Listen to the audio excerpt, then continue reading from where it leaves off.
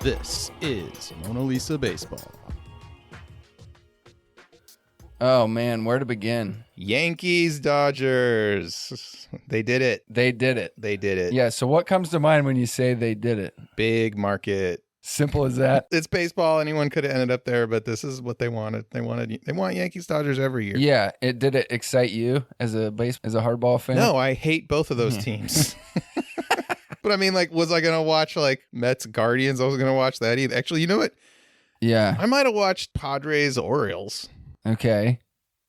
But it sounds like you're not carving out plans for watching this one. I mean, because I think I might. If I find myself at a bar in the next couple of days, the game's on, I'm going to be paying attention to it, yeah. My TV setup is with the equivalent of, say, rabbit ears.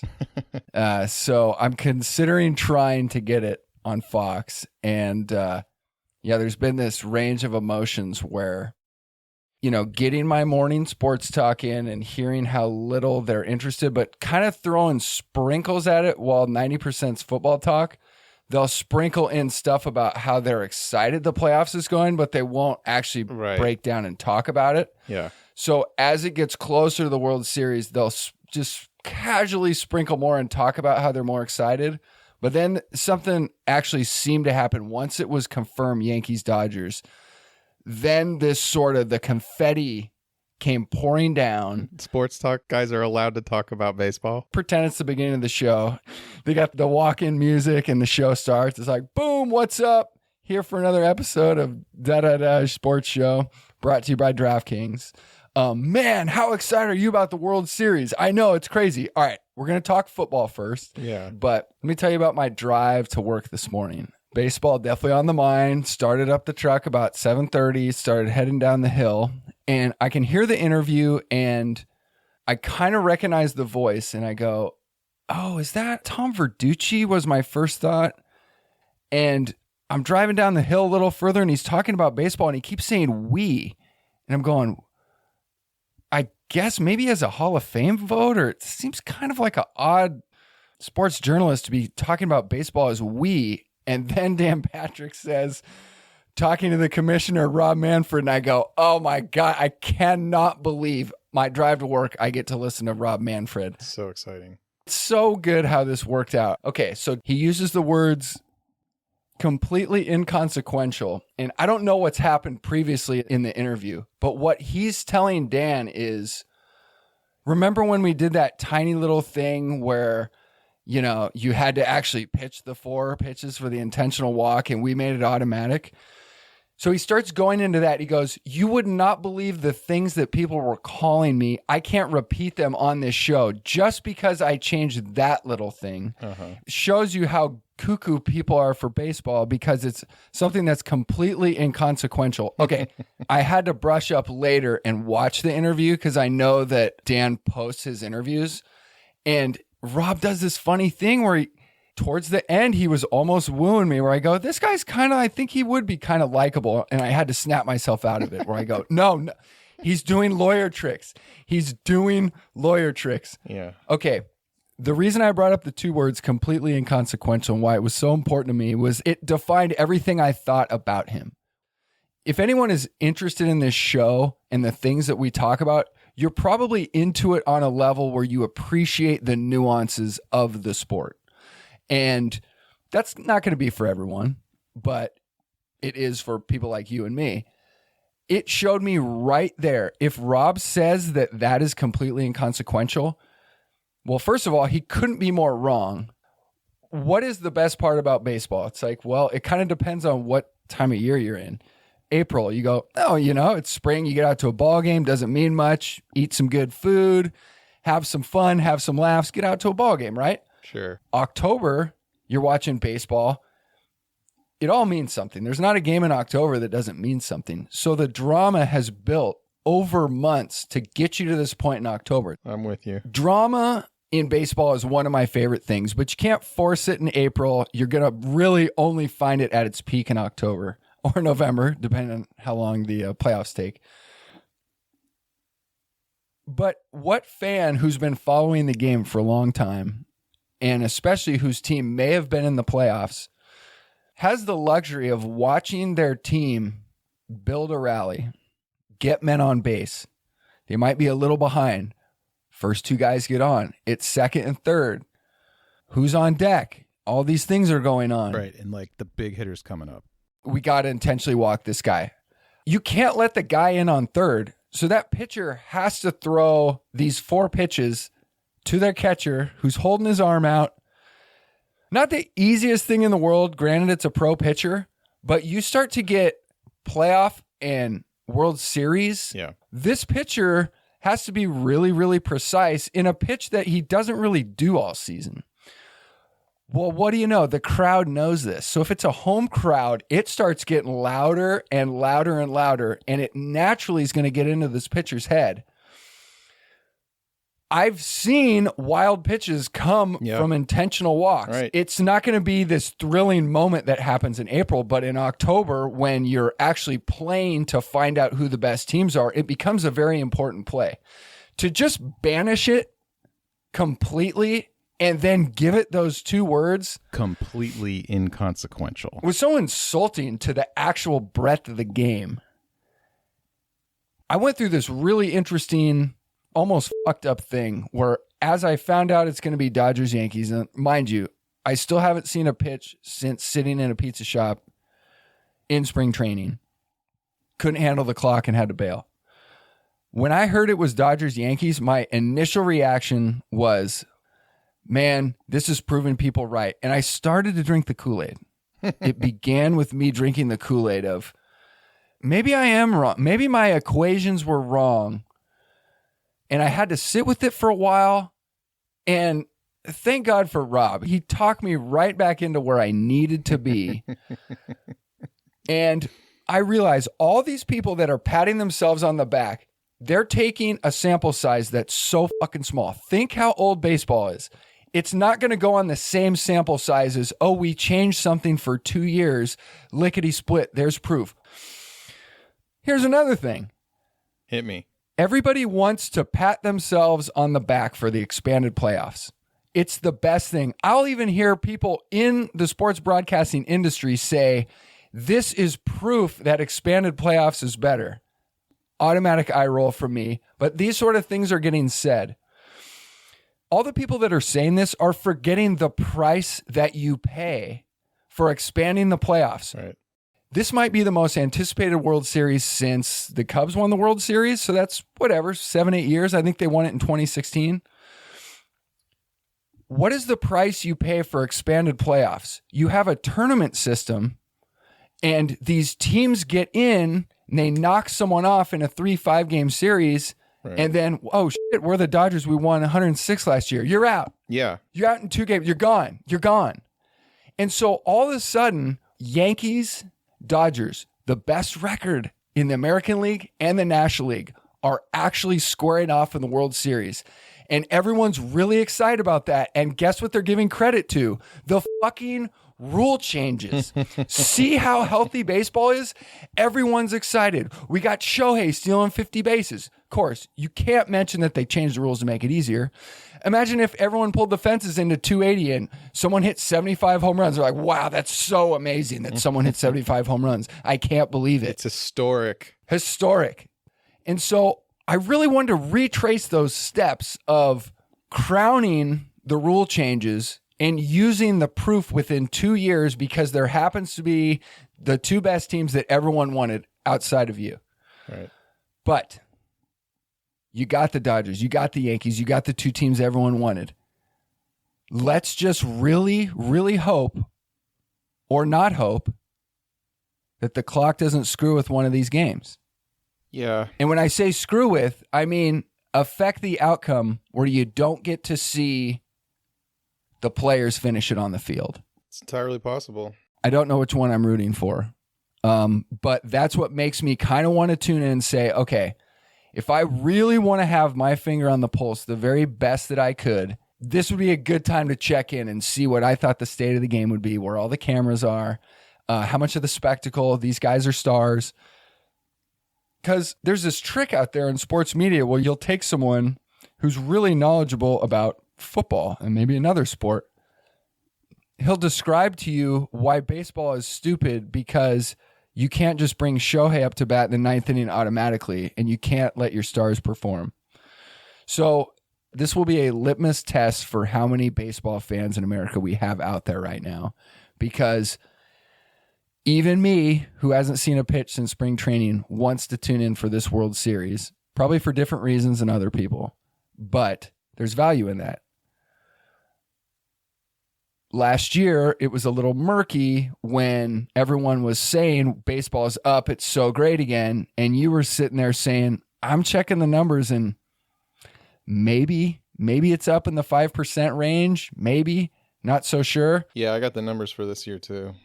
Okay, I'd like to hear that right now. Attendance was up 1%. Okay, something happened. It's mostly attributed to people going to more weekday games. And Rob will tell you that more people are going to weekday games because the games are shorter. Right. The games are 3 minutes shorter this year too. We had the rule changes to make this happen, including the 2-second drop on the pitch clock when there's a guy on base. Yep. And a couple other rules about mound visits and stuff and pitching changes that just trimming got us those 3 minutes, man. We got 3 more minutes. 3 minutes. Do you know offhand the number of minute average? Yeah, we're at 2:36 now. 2:36, and it was 2:39 last year. Something like that. Yeah. Okay. Well, what do you think of that length for a game as a baseball fan? I'm not opposed to a slightly faster game. I mean, the games this year were as long as the games in 87. Yeah. That seemed fine. I think that there was another path to getting games to be a little bit shorter. Like, I'm not sure if changing 100-year-old rules was the way to go. We've talked about that extensively. Really? Yeah. I mean, if you listen to the show, you know we've spent hours talking about these rule changes. I don't recall that part of the show. So you got Rob on the radio. I wanted to tell you another thing that I got to hear from old Rob. He said that there was a checks and balance system to make sure he's doing a good job. And so he was asked, how is that accomplished? And he said, well, every year I sit down with the owners and we go through a lot of things. and that was it. So his version of how did I do this year comes from the owners only, who basically want an answer to the question, can I sell my team for more this year than last year? Yeah. And if the answer is yes, then Rob did a good job. All right. I'm really glad you mentioned team value because I just got back from Japan. Great. And I saw something that you're going to want to hear about.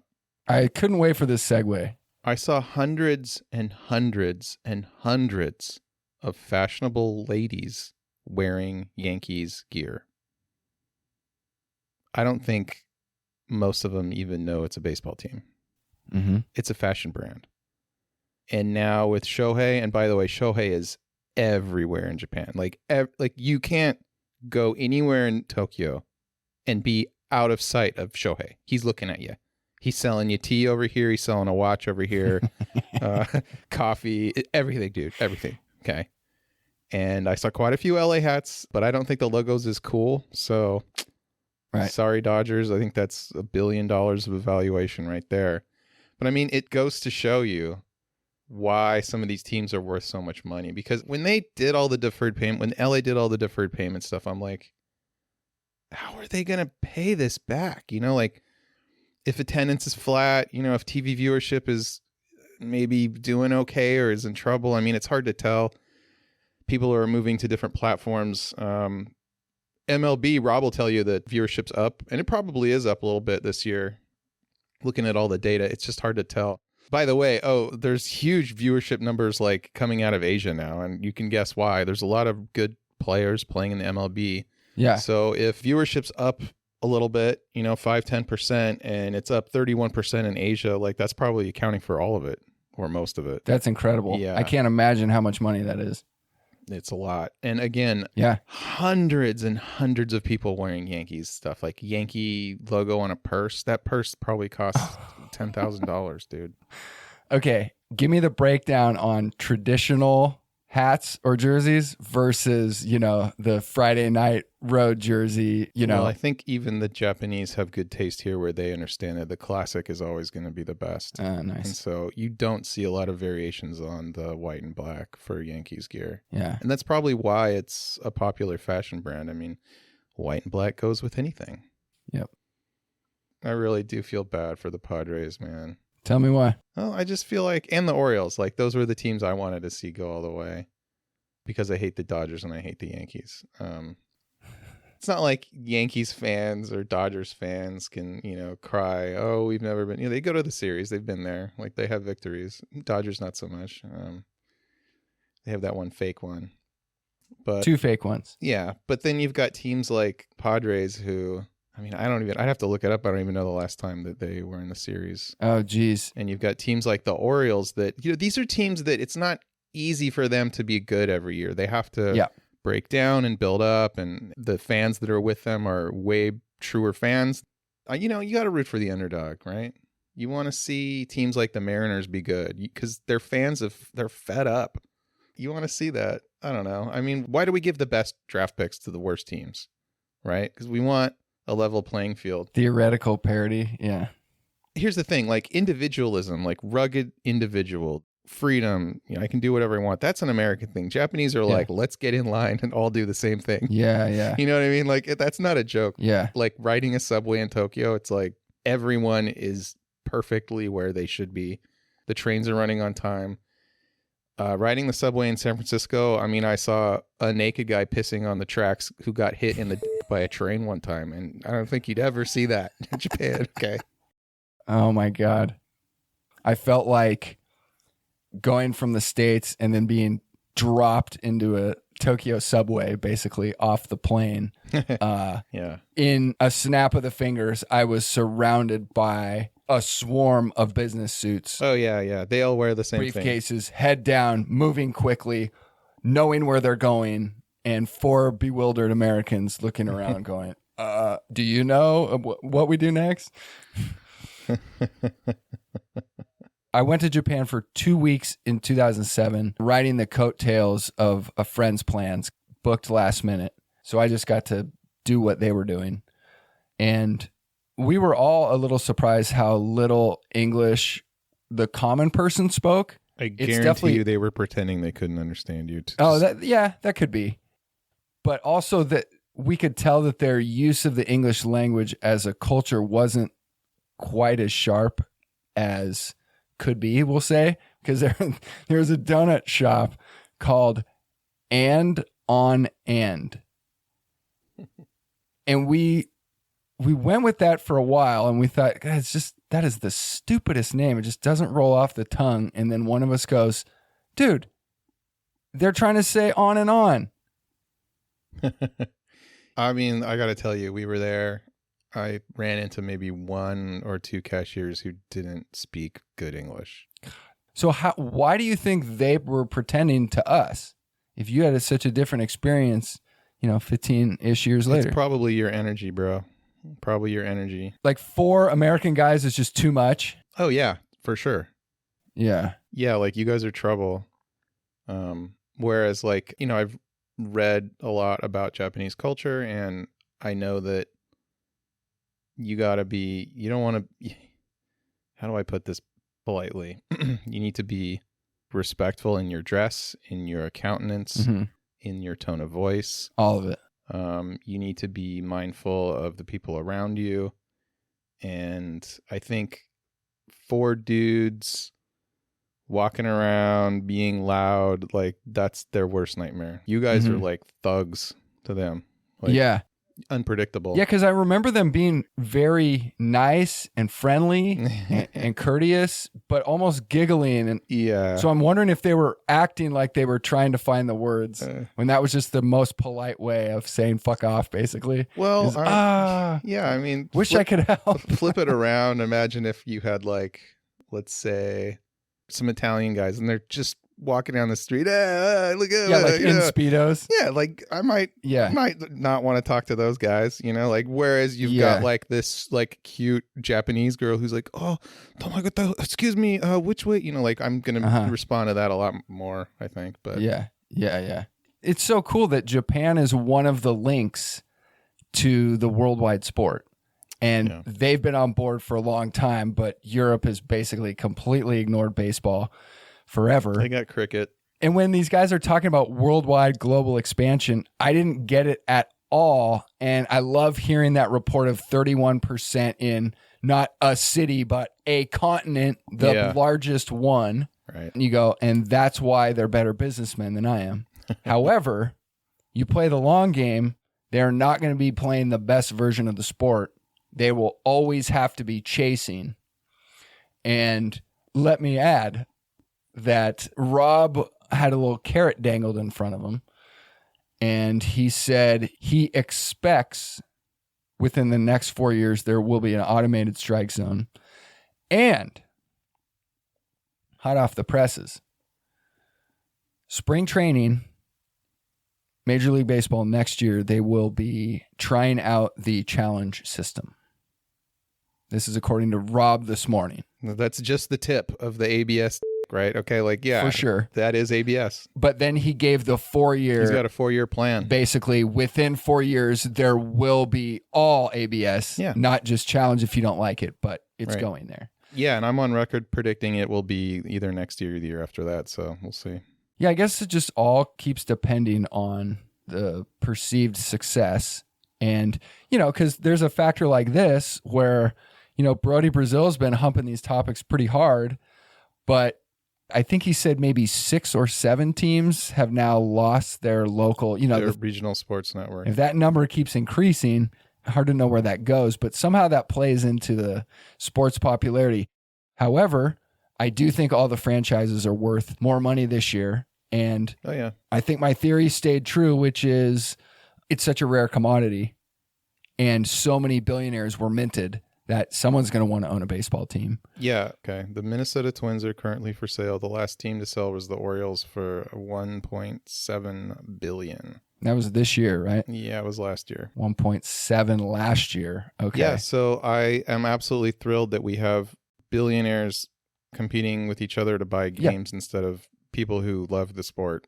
Yeah, not necessarily fans. They get to tell Rob how good he's doing this year. I mean, it's probably always been that way, but seems like it's gotten worse. Right. I mean, I guess if you hear, the Wrigley Company owns a baseball team and you go, how big of baseball fans were they? So I guess we'll never know that. How many days were you in Japan? 10. So baseball might not have been the main thing on your mind, but were you gathering much of a vibe outside of, say, seeing Shohei or? Yeah, I wanted to go to a game, but the season was kind of over. They were doing like rain delay pickups, and so it just didn't really work out. Postseason started like on the second half of my trip. Tickets were just, crazy expensive. And, I don't want to take a ticket away from like somebody who is a real fan. So right. It's like sold out games. That's very nice of you.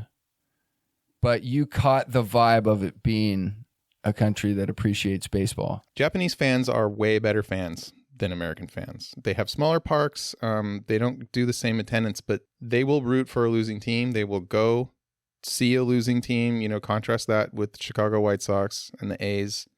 They're just way more respectful. Contrast that with Phillies fans who tell you should trade this guy who just was bad in an all-star who was bad in one playoff game. I think we could learn something from them in that regard. When it comes to them being fans of MLB, I really only see them kind of following the big Japanese players. Yeah. That's the vibe I got. I mean, because they got their own teams, dude. They got their own league. Mm-hmm. How much do you know about Nippon professional baseball? 0. So yeah, Japan. Why don't you quickly tell us about the fish? The fish that gives milk. Yeah, I ate a lot of fish. It was good. What can you say? I mean, the smaller version. There's a reason why most chefs around the world, if you ask them if they could only eat one cuisine for the rest of their life, they'll tell you Japanese food. Mm-hmm. Any personal favorites? Well, one time when I was a kid, I was dating a girl who wanted to try urchin, uni. And we're at just some like sushi restaurant in Santa Cruz that has since closed down. And it was expensive. Pink Godzilla. It was expensive, and, she was my date, so I got to pay for this. And I remember being kind of pissed that she ordered it because it's like, you just ordered the most expensive thing on here. And I'm like, have you ever had it before? And she's like, oh, yeah, maybe once. Good girl. Maybe twice. I'm like, Uni's gnarly too. I'm like, is it good? And she's like, I don't know. And so fucking thing comes. It was the worst thing I've ever put in my mouth. It was so bad. It tasted like a dumpster on a hot day. That smell, that's how it tasted. And so for my whole life, I've been like, I will not touch fucking urchin. Like, no, like, I'm not even going to, I don't even want to smell it. Like, get that shit away from me. And here we are in Japan at this like omakase restaurant. It's just me and my current girlfriend, who's way cooler than that other one. And we're sitting there and they're going to do uni. And it's like, okay, well, shit, I can't say no to this. This is like this husband and wife who are like serving these things on these little tiny plates. And it's just this whole thing. And I'm like, I'm going to have to eat this. I'm going to have to eat this uni. And I'm just sitting there going, oh, fuck. Oh, fuck. And it finally comes to me and I got my chopsticks and I put it in my mouth and it was delightful. So another thing about Japan is that I know quite a few Japanese phrases and my girlfriend doesn't. And I was told by a lot of experts, like, don't really try to use your Japanese there, even though you can say certain things, like, don't go beyond like, thank you and excuse me and stuff. There were a couple of times where I got to use it. For example, I was in a 7-Eleven with my girl.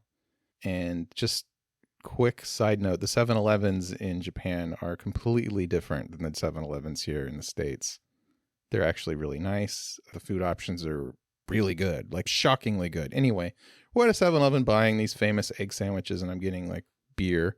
I give the guy like a 10,000 yen note. And then she's like, oh, trying to use the change because we're trying to use up. And it's like something 25 and she puts 45 down. And I just like sort of sigh and I go, baka, which means idiot. And the girl working at the 7-Eleven, you know, behind her face mask and her glasses just starts laughing uncontrollably. And I told her later, like, what I had said, and she got mad. I'm sorry. You're like, that was a great moment. I'm like, no, it's like an affectionate. Yeah. I'm affectionately referring to you as idiot. She's like, fuck you. Yeah. Did you come across style-free beer? Style-free? A beer with no style? It was written on the label, and what we thought it was alcohol-free. No, I did not notice that. I drank the brands that I was familiar with. Oh, I had some amazing craft beer in Nara. Oh, my God. I had one of the best, like, saisons I've ever had there. I don't know, maybe it was the water or something. Or I just think that the attention to detail, the whole, like, training under a master for 10 years, like, attitude that they have is just very different. I think it leads to much better quality in products. Yes. Like, Japanese people won't, if a place is serving shitty uni, like, there'll be a riot. Like, this, you've brought shame on your ancestors for serving that shit uni. You know what I mean? It's just a different place. But we have better baseball players, I guess, because we pay them more. But they got the top dog. Shohei's in a league all by himself. He's a Dodger.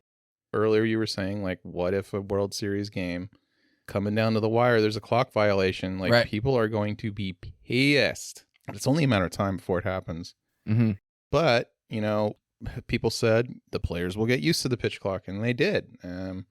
Last year, we did a whole breakdown on the violations per month and how it was going down dramatically.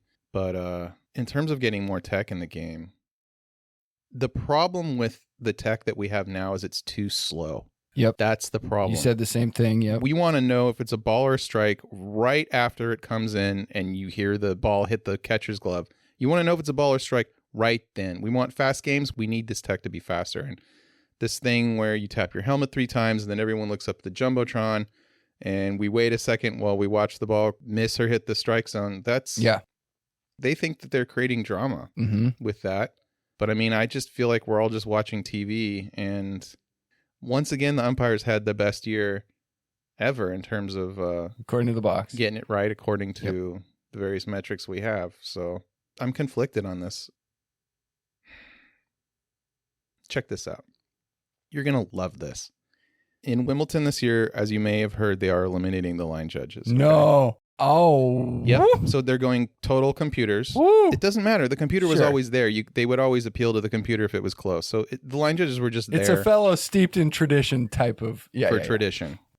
However, I heard a lot of people making the argument that by eliminating the line judges, they're taking the drama out. Because there used to be this thing where it's like, oh, is it in? Is it out? Let's go to the thing. Oh, it's out. Now it's just like beep or burp. Like it's just going to be automatic and fast. So yeah, you got to be careful making these changes. I mean, the older I get, sometimes I think like there should be things that don't change.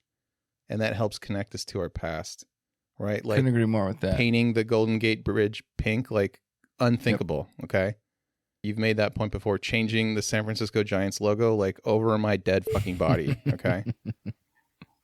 Taking umpires out of the game. Big fucking deal. I don't know, man. I was thinking today while I was at work, and I thought, let's just say the changes that have happened since they brought in the automatic intentional walk, not having to pitch it. I said the game is about 90%. Let's just say the game's 90% of what I consider real baseball. Taking the umpires out of the game, I gave 5 percentage points. That would change the game down to an 85 of what I think real baseball is. And that's taking a pillar out of the game that's no longer there. And these people who are making this decision, I think they believe they know what the reaction is going to be for the most part, but I think it's too big to know that. And I don't think you put the toothpaste back in the tube. I don't think you can foresee all the little wrinkles that may change. And as Rob is patting himself on the back, one of the things that really frustrates me is he'll use data that seems to prove things, but then do you really think that having a little leaguer not bat as a pitcher is good for the sport of baseball? Yeah.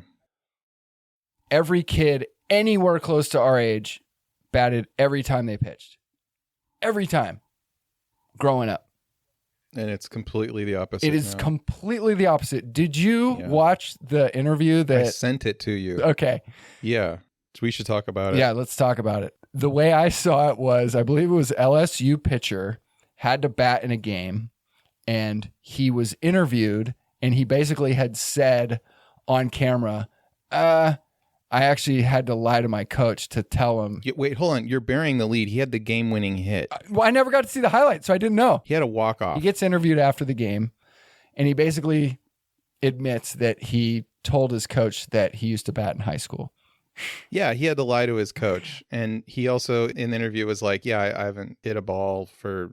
He's like, I'm a pitcher. Yeah, I hit bombs, but I never got to actually bat in high school. Right. Which I thought was really, really fascinating, if that's true at all, that he hits bombs in high school and still not be able to bat. Too valuable as a pitcher, yeah. And that word actually came out, that his coach in high school was protecting him. Yeah. Protecting his ball player from being a ball player. It's happening. It's happened. The ship sailed. But Rob never has to answer that question. Yeah. Well, not only does he not have to answer it, he would have the answer, which is, well, if it's not working, we can just change a rule or add a rule. Yeah, even in high school, they were protecting him. Well, what satisfied me so much about it was the visceral attitude he had, the glee in being a ball player and actually getting to bat. Like it's this big rarity. Yeah. And the crowd went insane, obviously. I mean, can we talk about Luis Arráez? Talk about who? Luis Arráez. I don't know who that is. Yeah, guess what? He just got the highest batting average in the league for the third straight year. Nobody knows who he is. No teams want to sign him. What kind of numbers are we talking? This year, he hit 314. Okay. So in 2023, he hit 354. Woo! Yeah. Damn. With scorching. With almost 600 at bats. So I mean, real deal shit. And the Marlins traded him. He had 316 with the Twins in 2022. Just keep switching teams. Yeah, that's the thing. Like he's not even considered to be that good. I'm not kidding. Like, he can barely get signed for 1-year deals, and he's the batting king Yeah. because his launch angle sucks. Oh, I'm poor not fella. kidding. Like, this is real. He's getting skipped. The guy with the highest batting average in the league is not a very valuable player. Yeah. Like Rod Carew would be worth nothing. So some people will tell you, well, you old guys were calculating skills wrong because we only care about total bases now. Yeah. And he's just hitting a lot of singles. Yeah.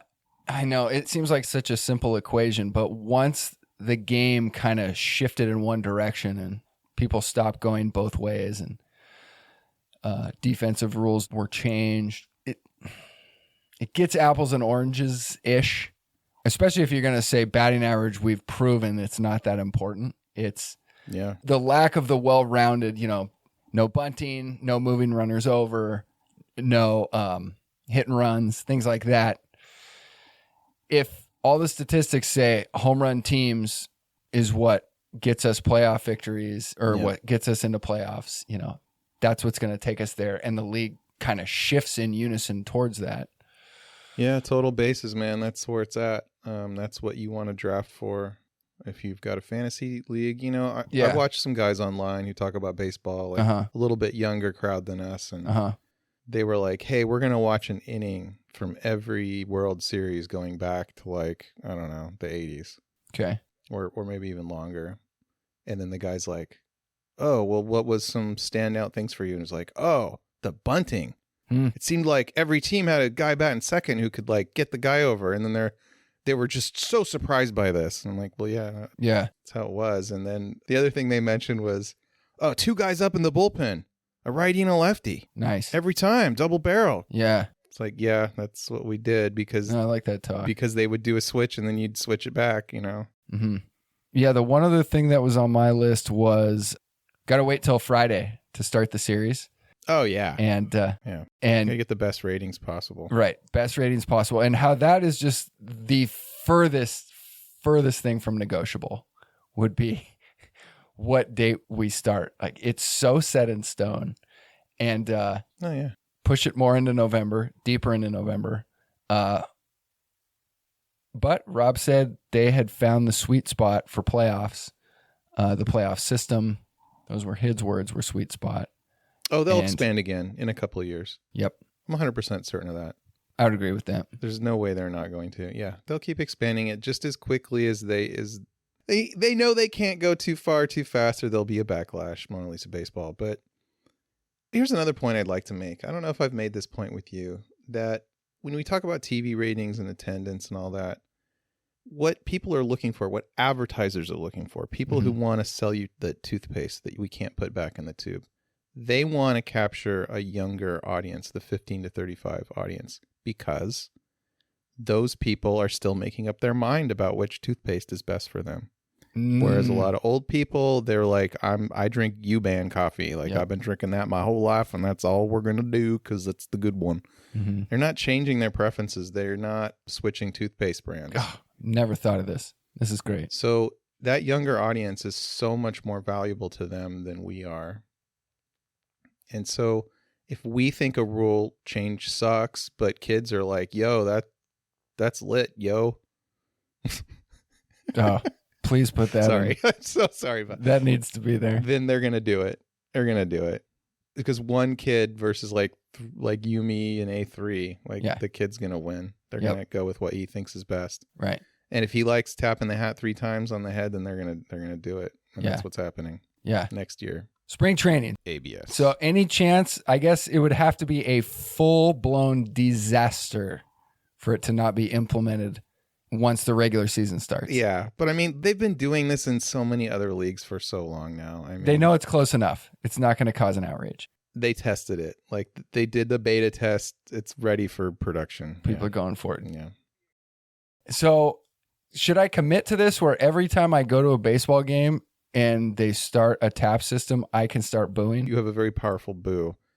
My wife wanted to know how you felt as I was booing the replay at the A's game.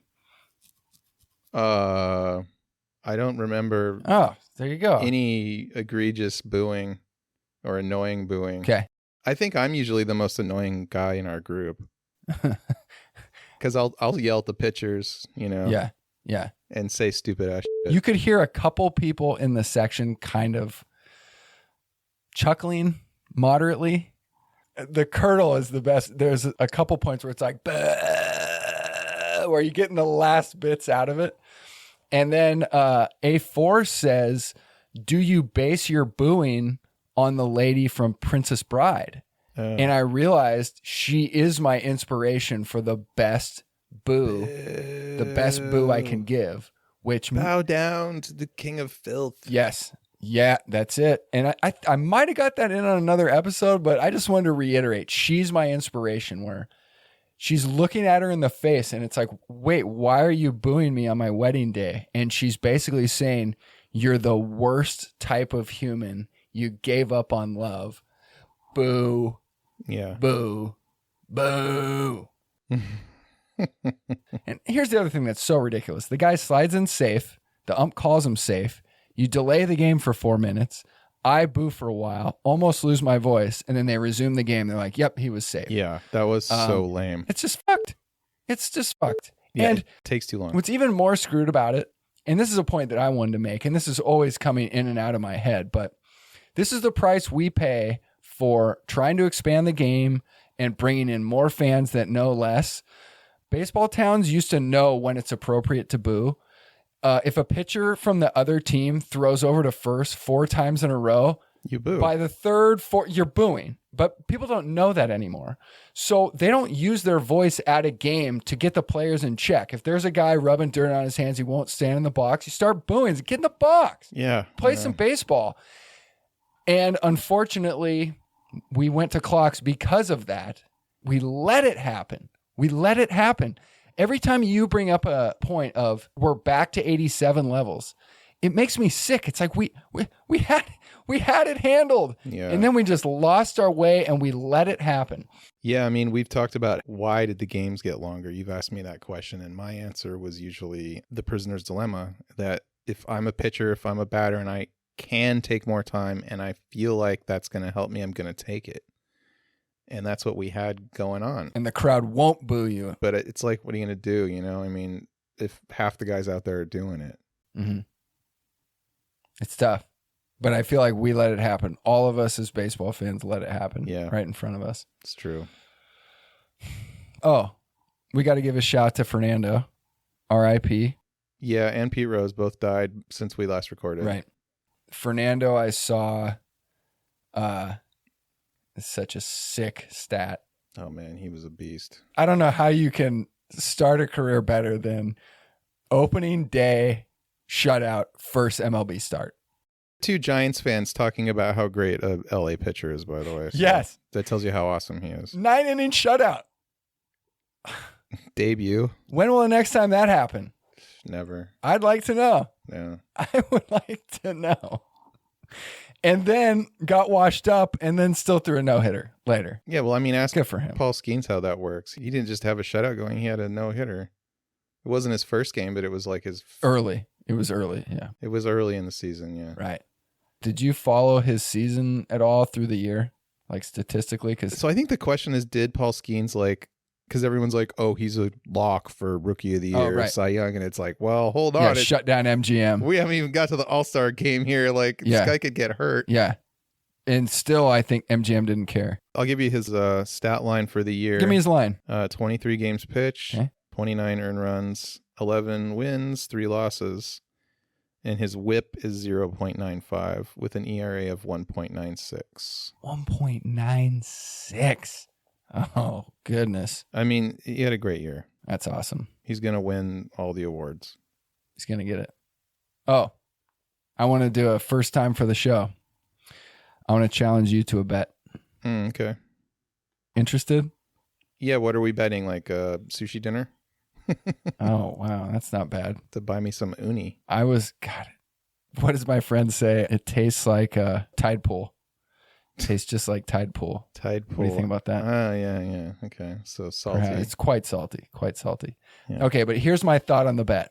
I declared something and you called bullshit on me. Okay, yeah. So I want to do the thing. I want to do... Predictions. Yes, but just one. Shohei starts. 10 over under. Oh, he's going to start, dude. This is what you keep telling me, but I keep telling you. Yeah. Oh, no, I'm 100% certain of And this. I'm telling you, he's got 10 or less starts left in his MLB career. So I'm taking less. So if he gets over 10, like if he gets 11 or more starts next year, you win. If he gets 9 or less, I win. 10, it's a wash. Are we gambling now? That's what I'm saying. Okay. A first time. I will take that bet. We're 4 years in. Yeah, I would have taken 20. He's going to start again. The Dodgers definitely want him Okay, to. so the numbers are clear. Baseball wants him to. Sushi dinner, Yeah. including sake. And I won't hustle you into an expensive Into place something egregious. when I win this That bet. sounds really fun. Well, if you got more, we can keep going. Yeah, I mean, I could talk about Blake Snell not pitching his last start Oh, yeah. because he didn't feel like it. No, that was great. Let's talk about that. I guess the situation was that the Giants were out of it, and so were the opposing team, the Cardinals, and so Blake's like, I'm not going to pitch today. And they're like, okay, Blake. So Is he under contract? probably won't be a Giant. That's not a great way to ingratiate yourself with the fans, No. especially people who bought tickets to go to that game. To watch Blake Snell. I know people that would buy tickets to watch him. Yeah, I mean, I'm sure that there were people wearing the Snell jersey to that game who were disappointed. Yep. But it just shows you, like, Where things are at. how dumb do you feel by having bought that jersey? And it's like, we got a Cy Young pitcher who hates it here. I went back and listened to the Wrigley Field and an episode after that.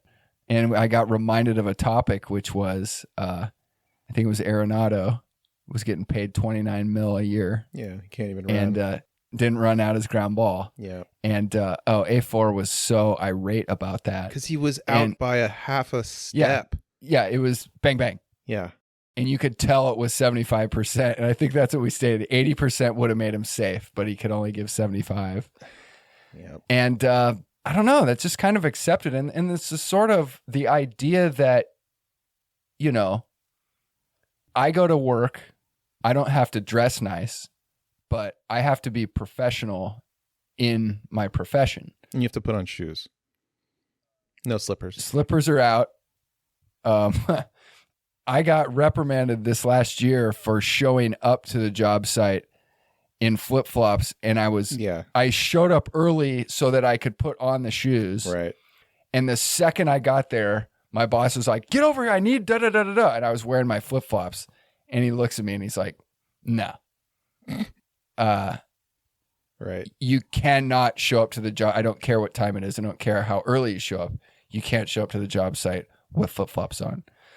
And he was right. I mean, it was kind of a little unfair, but he exposed a weakness that shouldn't have been there. It is my job to be professional and show up with my work shoes on. The second I show up, I need to be ready to go. So that's a form of professionalism. Guess what? I don't make 20 to 30 to 40 million a year. You wouldn't want to forget that being professional is an important thing, even though you're told how great you are so often that you actually forget the great honor it is to get paid, $1 million a start, or if you're Arenado, whatever, you do the math. But it's kind of accepted. There was another one earlier in the playoffs where a guy hit a comebacker to home plate, and he was running about 60%.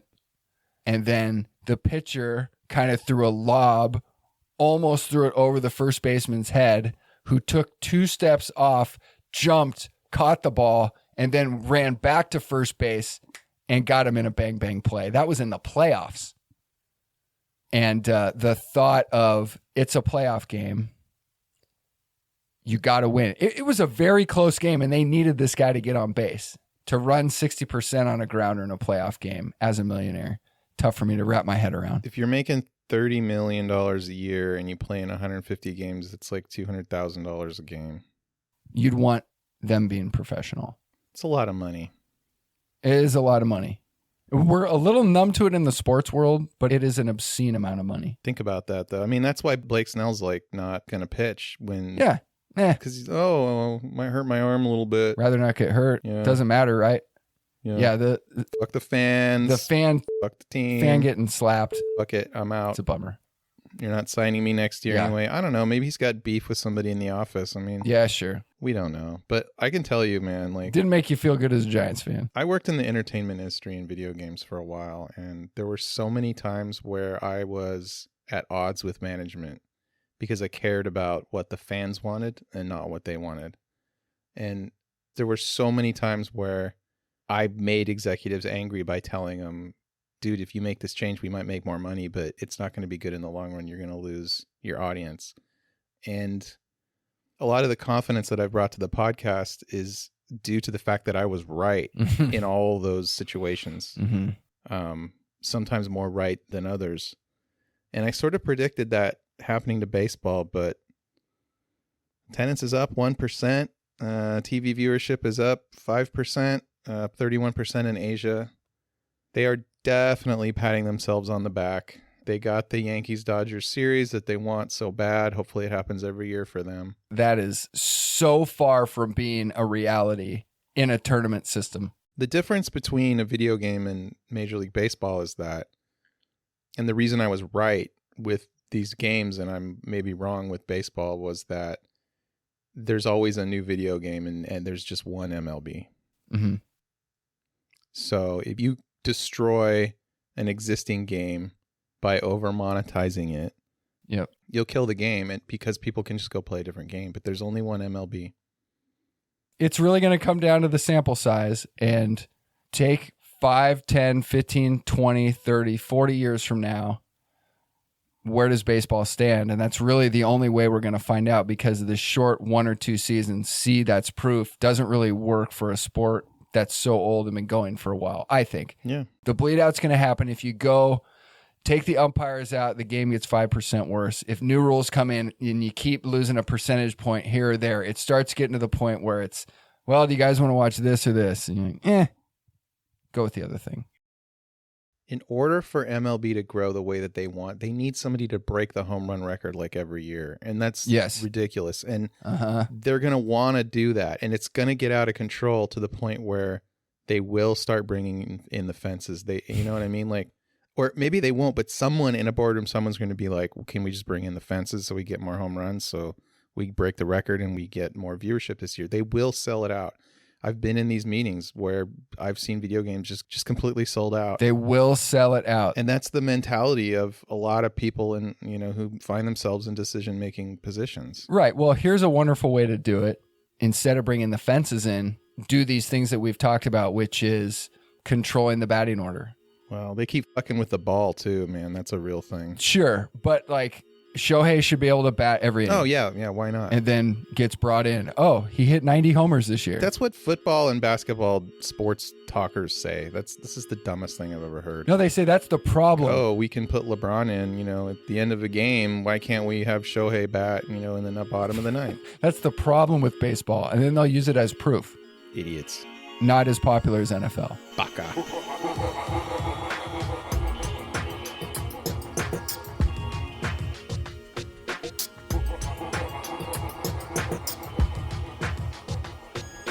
Boom, what's up?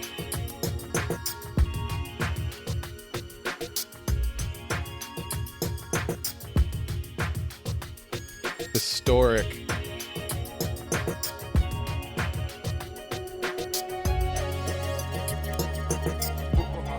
It's happened, the ship sailed.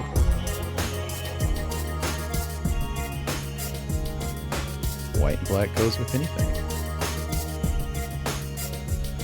It's just fun.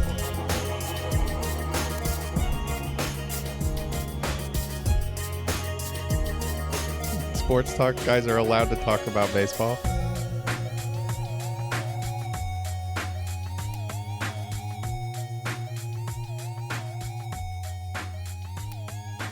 Automatic eye roll from me.